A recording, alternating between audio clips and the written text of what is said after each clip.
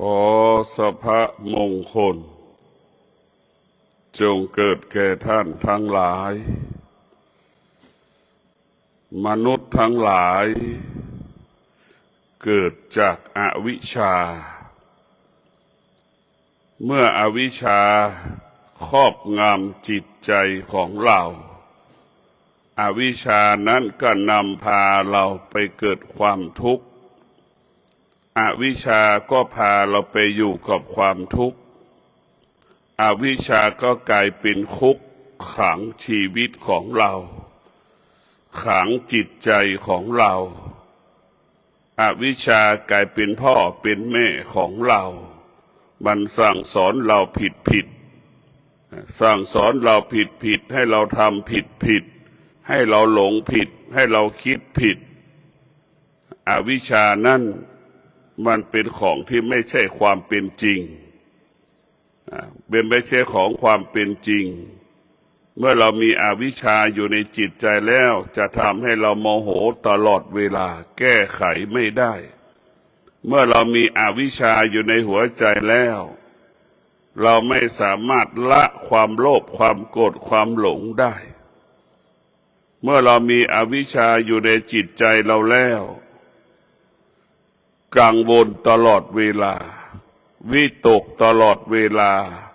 เศร้าหมองอยู่ตลอดเวลาเมื่ออวิชชามันครอบงำจิตใจเราจิตใจเราก็ตกอยู่ใต้อำนาจความทุกข์และความสุขจนเราหมดลมหายใจ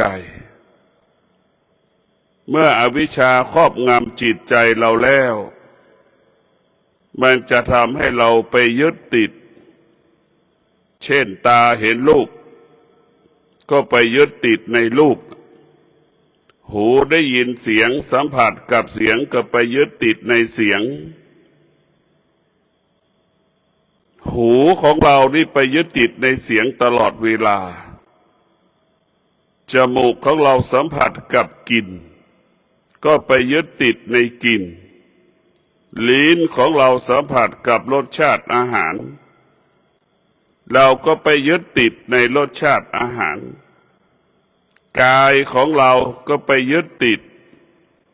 ไปปรุงแต่งคำว่าร้อนคำว่าหนาวจิตใจของเราก็ไปยึดติดกับสิ่งที่ชอบใจไม่ชอบใจจิตของเราจะเป็นเช่นนี้ตาของเราก็เปรียบเสมือนนกอวิชชาก็เปรียบเสมือนตาข่ายเหมือนนกติดตาข่ายมันก็จบไม่อิสระมันถูกติดเดี๋ยวเราไปติดหูของเราก็เหมือนหนูเมื่อหูไปยึดติดก็เหมือนหนูติดกับดักมันก็เป็นเช่นนี้เราถูกขังไว้หมดติดเมื่อเราไปติดเป็นเหตุให้เกิดความทุกข์ทั้งสิ้น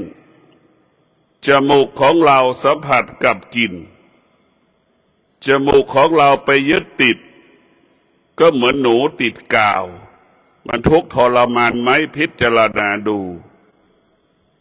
นี่แหละคือเราการไปยึดติดลิ้นไปยึดติดเมื่อลิ้นไปยึดติดก็เป็นทุกข์อีกเหมือนงัวเหมือนควายที่ถูกผูกเชือกไว้เหมือนงัวเหมือนควายที่ถูกขังมันเป็นทุกข์มันไม่เป็นอิสระการที่เราไปยึดติดจึงเป็นเหตุให้เกิดความทุกข์ทั้งสิ้นตาของเรามีอวิชชาตาเราก็จะไปติดในรูปต่างๆหลงในสิ่งต่างๆสงสัยในสิ่งต่างๆหูของเราก็หลงในเสียงไปยึดติดในเสียงเห็นไหมมันก็เป็นเช่นนี้ของมันเนี่ยตาหูมีอวิชชามันก็ไปหลงในเสียงมันก็จะไปหลงหมดเมื่อหูมันมีอวิชชาหูมันก็จะไปหลงเสียงที่เป็นกิเลสเสียงแห่งพระธรรมมันจะไม่ฟังมันจะฟังเสียงที่เป็นกิเลสพวกเราทั้งหลายหูของเราจมูกของเรามีอวิชชาเนี่ย จมูกเราก็ไปหลงในกลิ่นไปติดในกลิ่นทั้งสิ้นแล้วอวิชชาไปอยู่ที่ไหนมันจะให้เราไปหลงไปยึดติดเอามาเป็นพรรคพวกเราหมดอวิชชามันยึดร่างกายเราหมดทุกสัดส่วนมันไปยึดติดหมดมันไปสงวนเลขสิทธิ์หมดไปสัมปทานร่างกายเป็นของอวิชชาทั้งหมดการเรามานั่งสมาธิเราจะถอนอวิชชาออกจากจิตออกจากกายเรามานั่งสมาธิเราจะมาถอนอวิชชาเราจะไม่ให้อวิชชาอยู่ในกายอยู่ในจิตของเรามีสติเรามีสัจจะเรามีความอดทนเรามีวิริยะภาคเพียรหลักที่จะขับอวิชชาออกไปจากจิตใจเราเมื่อเรามีสติสัจจะวิริยะขันติแล้วนี่อวิชชามันจะอยู่ไม่ได้เพราะธรรมะมันยิ่งใหญ่กว่าอวิชชาเราจะเอาสติสัจจะวิริยะขันติไปขับไปเชิญอวิชชาออกจากกายออกจากจิตของเราดังที่เรานั่งสมาธิ30 นาทีนี่เราจะไม่เปลี่ยนอริยบทท่าที่เรานั่งเราจะไม่ขยับตัวจะไม่ขยับเท้าจะไม่ขยับมือเราจะไม่ลืมตาถ้าผ่านภาวนาของเราไม่ครบ30 นาทีอันนี้แหละการนั่งสมาธิเป็นการขับไล่อวิชชาออกจากกายออกจากจิตมันกลัวอวิชชามันกลัวธรรมะอวิชชาเนี่ยมันกลัวธรรมะมันกลัวความอดทนกลัววิริยะภาคเพียรมันกลัวสัจจะกลัวสติบุคคลใดก็แล้วแต่ที่มีสัจจะมีสติมีสัจจะมีวิริยะมีขันติจะสำเร็จในการขับไล่อวิชชาจะสำเร็จอยู่เหนืออวิชชาเราจะอยู่เหนืออวิชชาเราจะไม่ยึดติดเราจะอยู่เหนือมันถ้าเรามีสติสัจจะวิริยะขันติเราจะไม่ตอบสนองเมื่อตาเห็นรูปนี่เมื่อหูสัมผัสกับเสียงเนี่ยเราไม่ตอบสนองมันจมูกสัมผัสกับกลิ่นลิ้นสัมผัสกับรสเราไม่ตอบสนองมันร่างกายเจ็บปวดเราก็ไม่ตอบสนองมันจะร้อนมันจะหนาวมันจะอึดอัดกังวลเราก็ไม่ตอบสนองมันทางจิตใจของเราเมื่อเรามีสติสัจจะวิริยะขันติเราจะอยู่เหนืออวิชชาเราจะเป็นผู้ควบคุมอวิชชาอวิชชาถ้ามีตัวตนก็เปรียบเสมือนม้ากับช้างม้ากับช้างปัญญาก็คงหมายถึงจ็อกกี้กำกับม้าปัญญาก็หมายถึงควานช้างที่กำกับช้างใช่ไหมปัญญาจะเป็นผู้กำกับกำหนดควบคุมอวิชชามิให้เกิดขึ้นในจิตอยู่ในกายเราเมื่อเรามีสติสัจจะวิริยะขันติเราก็สามารถควบคุมอวิชชาได้สามารถป้องกันอวิชชาได้อวิชชานั้นจะไม่เกิดขึ้นในดวงจิตของเราถ้าเราสามารถถอดถอนอวิชชาออกจากจิตใจเราได้ถ้าเราสามารถดับอวิชชานั้นได้อวิชชานั้นเปรียบเสมือนไฟที่มันกำลังลุกกำลังไหม้กระดาษไหม้กองฟืนกองไฟนั่นแหละเราสามารถดับอวิชชาได้ถ้าเรามีสติสัจจะวิริยะขันติเราจะดับอวิชชาจะดับอวิชชาได้ด้วยสติสัจจะวิริยะขันตินี่แหละเราจะดับอวิชชาได้ถ้าเรามีสัจจะวิริยะขันติอวิชชามันก็จะอ่อนแรงลงอ่อนแรงลงอ่อนแรงลงอวิชชามันก็เป็นสิ่งที่ไม่เที่ยง ส่วนสติสัจจะวิริยะขันตินั่นเป็นธรรมะที่อยู่เหนืออวิชชาเป็นผู้ควบคุมอวิชชาเป็นผู้กำกับกำหนดอวิชชามิให้มันเกิดขึ้นในกายในจิตของเราหัวใจของมนุษย์ทั้งหลายเนี่ยมันประกอบไปด้วยอวิชชามนุษย์จึงเกิดอาการสำแดงอาการสุขทุกลมหายใจทุกลมหายใจชอบใจไม่ชอบใจเกิดขึ้นทุกลมหายใจนี่เราตกอยู่ตรงนั้นตกอยู่ใต้อำนาจอวิชชาเรามาศึกษาเรียนรู้เรื่องพระธรรมเรามานั่งสมาธิพิจารณาเราจะใช้ปัญญาไปดับอวิชชาเราจะใช้ปัญญาถอนอวิชชาเราจะใช้ปัญญาไปหยุดยั้งอวิชชาเราจะใช้ปัญญานั้นอยู่เหนืออวิชชาดวงจิตของเราที่งอกงามด้วยปัญญาดวงจิตจึงอยู่เหนืออวิชชาดวงจิตของเรางอกงามด้วยปัญญาดวงจิตเราจะละสิ่งที่เป็นอวิชชาทั้งสิ้นออกไปจากกายออกไปจากจิตของเราดวงจิตของเรางอกงามด้วยปัญญาดวงจิตของเราก็จะละเรียกว่าอยู่เหนืออวิชชาอวิชชาจะไม่มีค่าอวิชชานั้นจะไม่มีความหมายอวิชชานั้นก็จะหมดค่าหมดความหมายจนถึงที่สุดอวิชชาก็อ่อนแอปัญญาก็เปรียบเสมือนยาที่เรากินป้องกันเชื้อโรคอวิชชาก็เหมือนเชื้อโรคเช่นเชื้อโรคไข้หวัดใหญ่เป็นอวิชชาเปรียบเสมือนอวิชชาเมื่อเราอยู่ในเมื่ออวิชชาอยู่กับเราก็ทำให้เราอ่อนแอเหมือนดั่งคนได้เป็นไข้หวัดใหญ่สายพันธุ์ใหม่เนี่ยเราเป็นไข้หวัดใหญ่สายพันธุ์ใหม่ทำให้ร่างกายเราอ่อนแอไปหมดหัวใจของคนที่มีอวิชชาก็ขาดความมั่นคงอ่อนแอไปหมดจึงเกิดอาการสำแดงอาการเขาว่าสุขเขาว่าทุกชั่วโมงเดี๋ยวพอใจเดี๋ยวไม่พอใจทุกชั่วโมง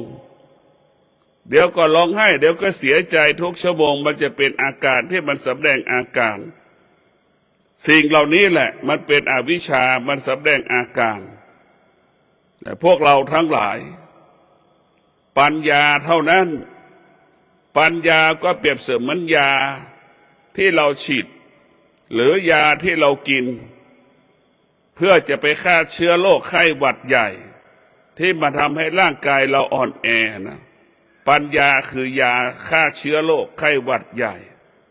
เหมือนยาฉีดเหมือนยากินที่สุดไข้หวัดใหญ่ก็หมดไปจากชีวิตของเราฉันใดดวงจิตที่มีปัญญา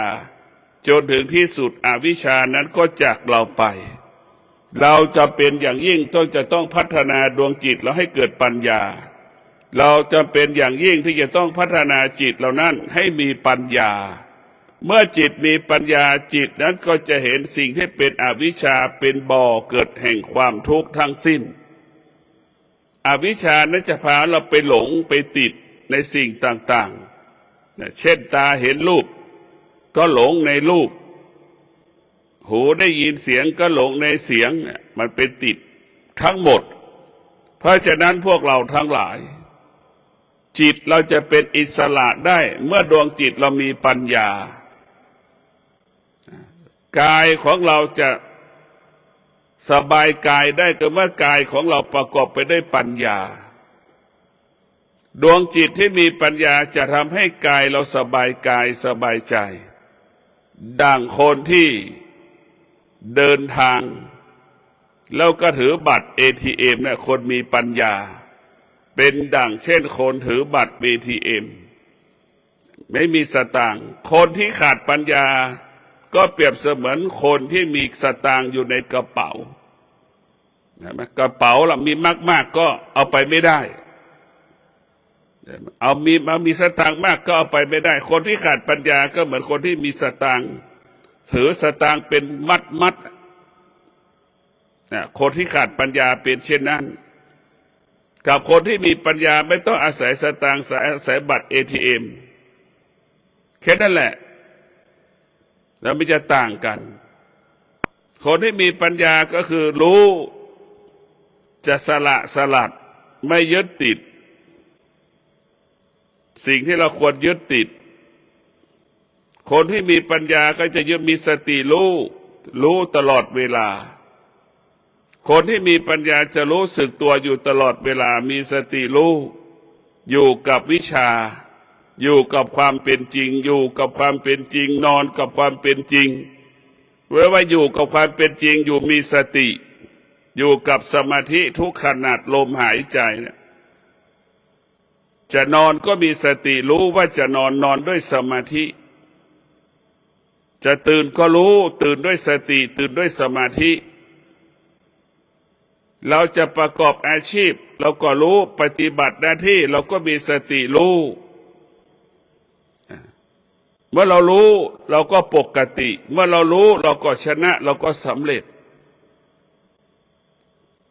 ส่วนมากสภาวะจิตเราเป็นจิตที่ไม่รู้เพราะถูกอวิชชาครอบงำเมื่อดวงจิตของเราถูกอวิชชาครอบงำแล้วมันจะทำให้เราโมโหตลอดเวลาไม่มีวันไหนไม่โมโหไม่มีวันไหนไม่หงุดหงิดมันไม่มีเราพิจารณาดูไม่มีวันไหนที่เราไม่บอกว่าไม่สุขไม่ทุกข์มันไม่มีมันปรากฏตลอดเวลานี่แหละอวิชชามันจะเป็นเช่นนี้เมื่อดวงจิตของเรามีปัญญาดวงจิตของเราจะอยู่เหนือสิ่งที่มันปรากฏจะละสิ่งที่มันปรากฏทางตาทางหูทางจมูกลิ้นกายใจแต่มันจะละทั้งหมดเพราะฉะนั้นพวกเราทั้งหลายดวงจิตที่มีปัญญาดำเนินชีวิตตามความเป็นจริงไม่สะสมปัจจัยสี่ไม่ยึดติดในปัจจัยสี่ก็รู้อยู่ว่าปัจจัยสี่ก็เป็นสิ่งที่มีค่าก็จัดการตัวเองไม่ยึดติดในปัจจัยสี่ไม่หลงในปัจจัยสี่เอาปัจจัยสี่มาดำเนินชีวิตเท่าที่จำเป็นอย่างเรากินข้าวก็ไม่กินมากกินพอประมาณฉันข้าวก็ฉันพอประมาณทุกอย่างให้มันพอประมาณเราจะไม่มากเราจะไม่น้อยเราจะกึ่งกลาง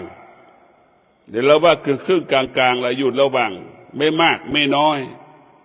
น้อยก็ไม่ดีมากก็ไม่ดีคนที่นั่งสมาธิมากก็ไม่ดี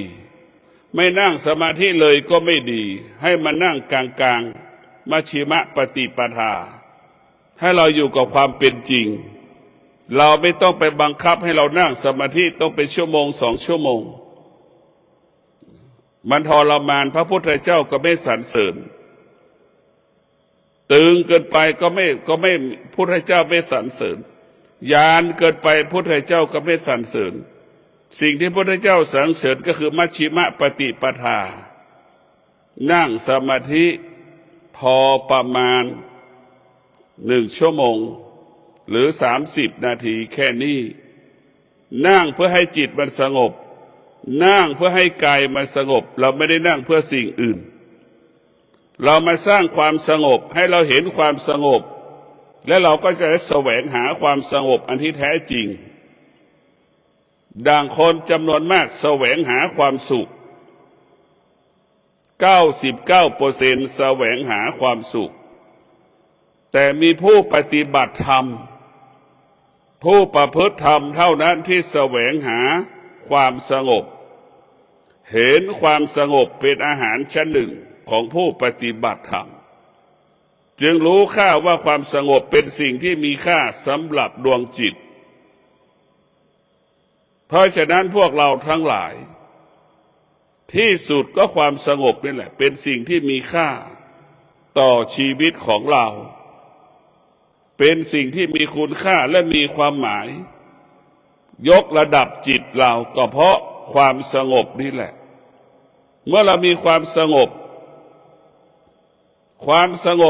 ของการนั่งสมาธิ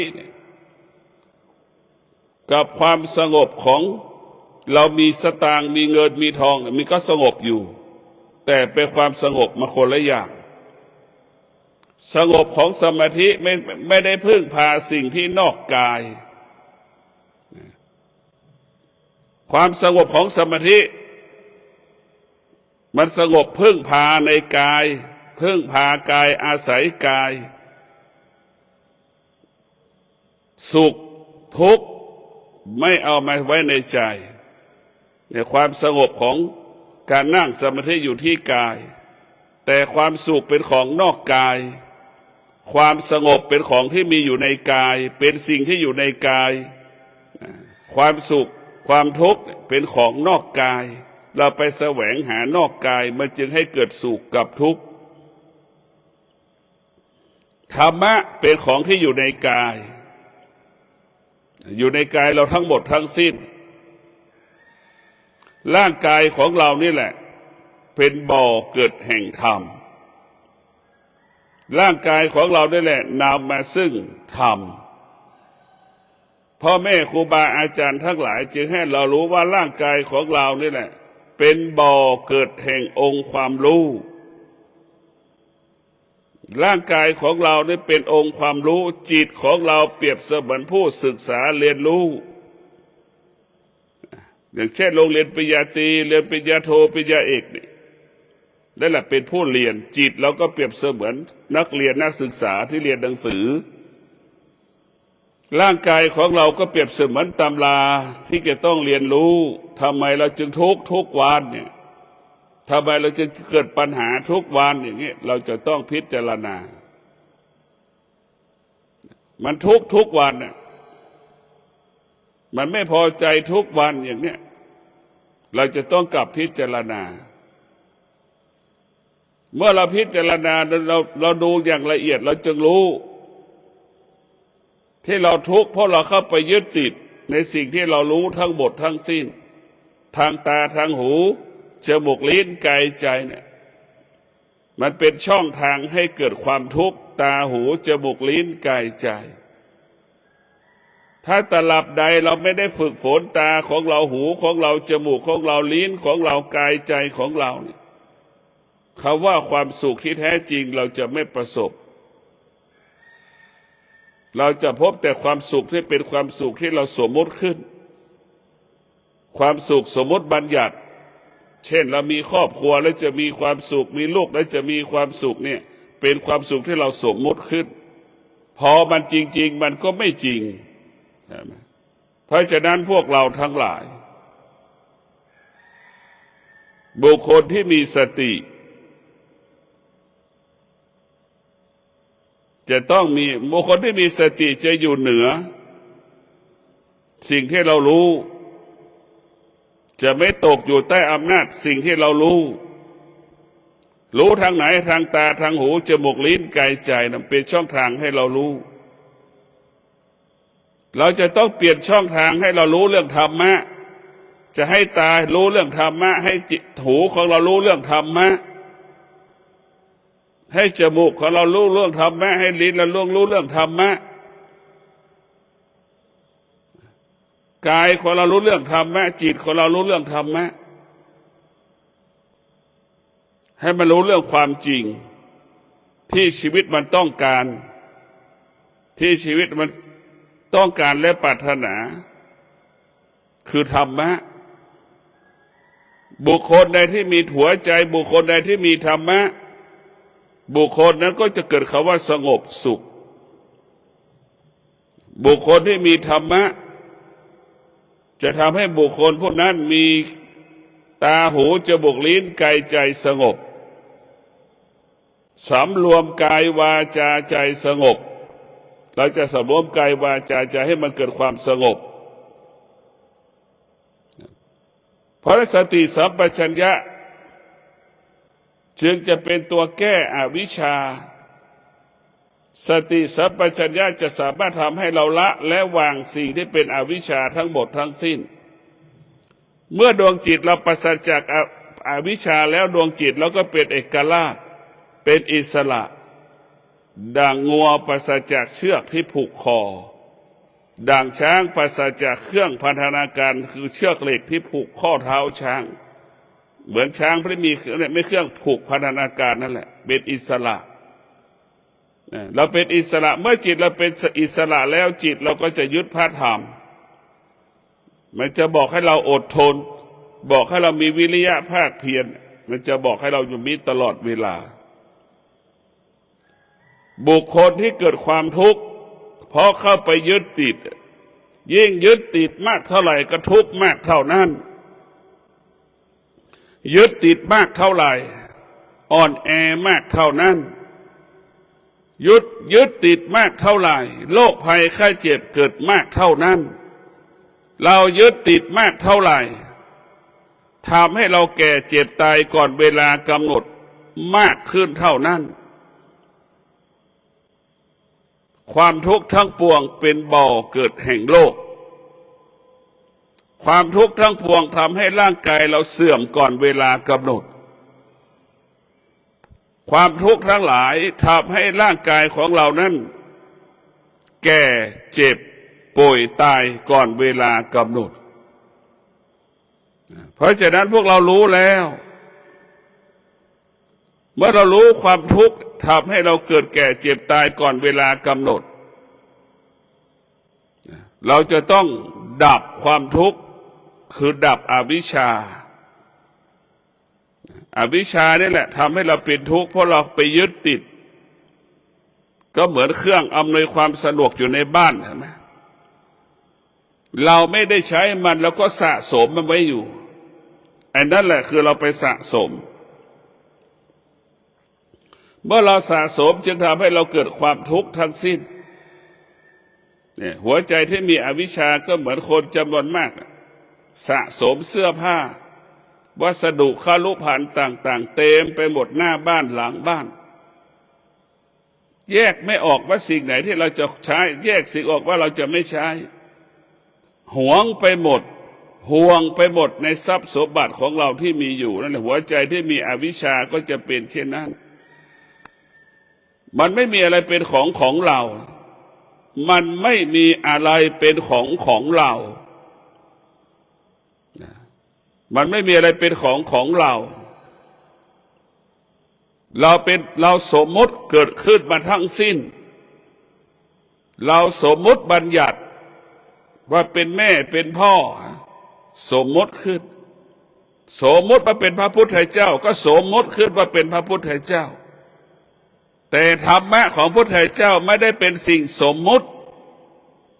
มันอยู่เหนือสิ่งที่สมมุติเพราะฉะนั้นพวกเราทั้งหลายพระพุทธเจ้าจึงสอนให้เรายึดพระธรรมน้อมนำเอาพระธรรมก็คือสติให้เรามีสติเมื่อเรามีสติเราจะไม่หลงผิดเราจะไม่หลงทาง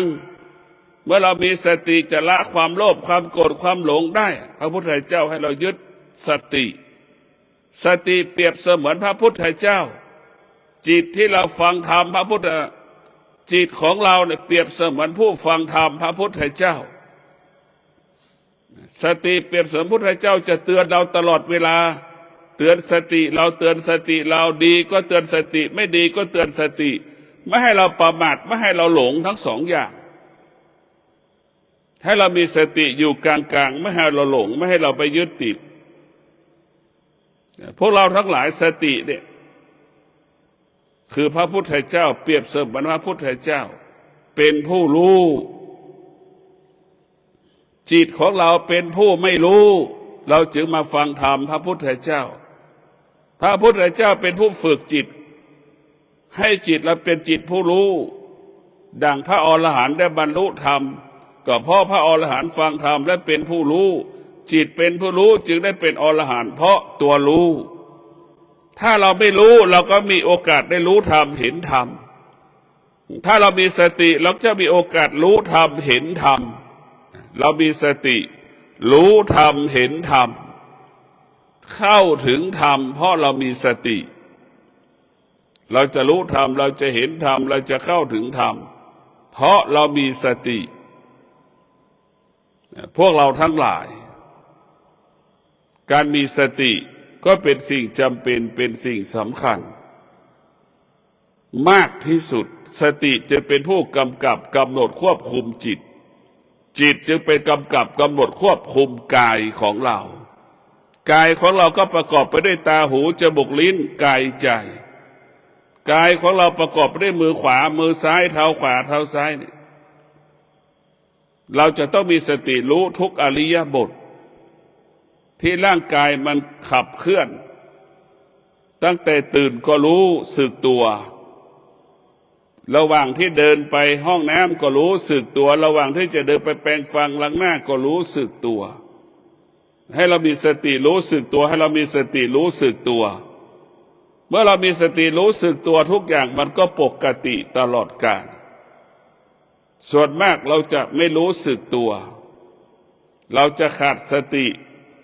เมื่อเราขาดสติเราก็ให้เรารู้สึกให้เราหลงทางได้ให้เราหลงผิดได้ถ้าเรามีสติมันจะบังคับให้เราเนี่ยดำรงตนด้วยศีลห้ามันจะบังคับให้เราซื่อสัตย์ต่อตนเองและบุคคลอื่นให้ความเป็นธรรมแก่ตนเองและบุคคลอื่นนี่แหละคืออานุภาพของธรรมะ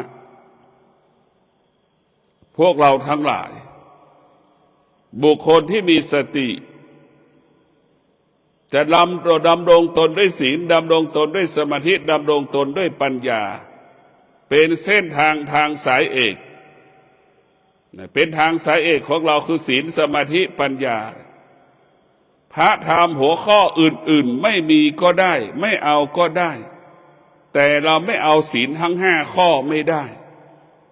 ศีลห้าข้อนั้นเป็นหัวใจของพระพุทธเจ้าเป็นหัวใจของพระธรรมคำสอนของพระพุทธเจ้าศีลทั้งห้าข้อนั้นเป็นหัวใจของพระพุทธศาสนาบุคคลที่จะดำรงตำแหน่งเป็นศาสดาของโลกก็ต้องประกอบไปด้วยศีลทั้งห้าข้อบุคคลที่จะเป็นบุคคลของโลกต้องประกอบไปด้วยคุณสมบัติศีลทั้งห้าข้อเรียกว่าศีลทั้งห้าข้อเป็นคุณสมบัติของบุคคลเป็นคุณสมบัติของบุคคลที่ดำรงตำแหน่งเป็นศาสดาศีลทั้งห้าข้อเป็นคุณสมบัติของคนที่จะมาดำรงตำแหน่งเป็นพระอรหันต์มันเป็นพื้นฐานถ้าเราล่วงละเมิดศีลเราก็มีโอกาสได้บรรลุธรรมเห็นธรรมได้เพราะฉะนั้นศีลจะเป็นความจริงทุกลมหายใจศีลจะมีความสำคัญมีความจำเป็นต่อพฤติกรรมในการดำเนินชีวิตของคนแต่ละคนเพราะฉะนั้นบุคคลที่มีสติดำรงตนด้วยศีลสมาธิและปัญญาบุคคลที่ดำรงด้วยศีลสมาธิปัญญาจึงเป็นบุคคลที่มีบุญและมีบารมีมีวาสนาดังหลวงปู่ทองวัดพระธาตุศรีจอมทองเป็นบุคคลดำรงตนด้วยศีลสมาธิปัญญามีความงดงามเป็นเลิศดังหลวงพ่อพุทธบาทตากผ้าครูบาพรหมมาเป็นพระที่งดงามที่สุดเป็นพระที่งดงามที่สุดร่างกายทั้ง80ผิวหนังก็งดงามเพราะงามด้วยศีลสมาธิปัญญางามที่สุดร่างกายของหลวงปู่ครูบาพรหมมาวัดพระบาทตากผ้านี่งามที่สุดเจริญบุคคลที่เจริญด้วยศีลสมาธิปัญญาเป็นที่ยอมรับของคนทุกๆคนเป็นที่สรรเสริญของคนทุกๆคนเทวดาก็สรรเสริญชาวโลกก็สรรเสริญมันศีลสมาธิปัญญามันเป็นความจริงของโลกมันเป็นความจริงของชีวิตมนุษย์โลกพระพุทธเจ้าก็เป็นมนุษย์ทำไมพุทธเจ้าจึงอยู่เหนือมนุษย์ก็เพราะศีลสมาธิปัญญาเปลี่ยนแปลงฐานะกษัตริย์เป็นนักบวชเปลี่ยนแปลงฐานะนักบวชเป็นศาสดาเอกของโลกศีลสมาธิปัญญามันมีอานุภาพเปลี่ยนแปลงสิ่งที่ปกติ เปลี่ยนแปลงสิ่งที่ผิดปกติให้เกิดปกติ เช่นองคุลิมานไล่ตัดนิ้วมือคนจำนวนมากแม้กระทั่งนิ้วมือพระพุทธเจ้าองคุลิมานเป้าหมายจะตัดนิ้วมือพระพุทธเจ้าครับหัวใจคนที่มีอวิชชาก็คือองคุลิมานพอองคุลิมานมาเจอพระพุทธเจ้าก็ตะโกนบอกพระพุทธเจ้าหยุดหยุดหยุดหยุดหยุดพระพุทธเจ้าก็โต้ตอบว่าเราหยุดแล้วท่านยังไม่หยุดเราหยุดแล้วท่านเราไม่หยุดแค่นั้นแหละพระพุทธเจ้าบอกพระพุทธเจ้าหยุดแล้วแต่องคุลิมานยังไม่หยุดองคุลิมานมีสติก้มกราบพระพุทธเจ้าสละความโลภความโกรธความหลงสลัดอวิชชาที่ครอบงำจิตใจฟังธรรมพระพุทธเจ้าจนได้บรรลุธรรมเป็นพระพุทธเจ้าเห็นไหมนี่แหละศีลสมาธิปัญญาเปลี่ยนแปลงสิ่งที่ผิดปกติให้เกิดปกติศีลสมาธิปัญญาเปลี่ยนแปลงสิ่งที่ปกติคือเจ้าชายสิทธัตถะเป็นนักบวชเป็นศาสดาเอกของโลกเห็นไหมท่านทั้งหลายมีสติพิจารณาชีวิตของเราต้องถอนอวิชชาชีวิตของเราต้องมีวิชาคือความจริงอยู่กับความเป็นจริงชีวิตเราจะไม่ทุกข์ชีวิตเราจะไม่สุขชีวิตเราจะเกิดคำว่าสงบสิ่งที่เราต้องการคือความสงบไม่ใช่ความสุขสิ่งที่เราต้องการมากที่สุดก็คือความสงบก็ขอให้ท่านทั้งหลายมีสติรู้ว่าร่างกายของเรามันต้องการความสงบมีสติรู้ว่าจิตใจของเรามันต้องการความสงบเราต้องแสวงหาความสงบมอบให้กายกับจิตเมื่อกายกับจิตเกิดความสงบมันจะเป็นเหตุให้เราเกิดรู้เรื่องความจริงจิตเกิดปัญญาเมื่อจิตเกิดปัญญาชีวิตของเราจิตของเรากายของเราก็เป็นอิสระขอเจริญพร